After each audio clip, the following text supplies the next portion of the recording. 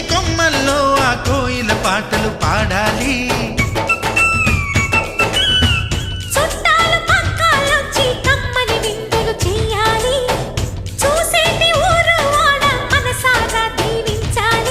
నలుగురు కలిసి చేతులు కలిపి మన కలలన్నీ పండించాలి. ఒక చోట పుట్టని కోడళ్ళు అయ్యారు అమ్మకే కూతుళ్ళు. త్వరలోని ముద్దుగా పుడతారు ఈ తాత పోలికల మనవళ్ళు. ఈ సంతోషాలు సరదాలే మా పండుగలు.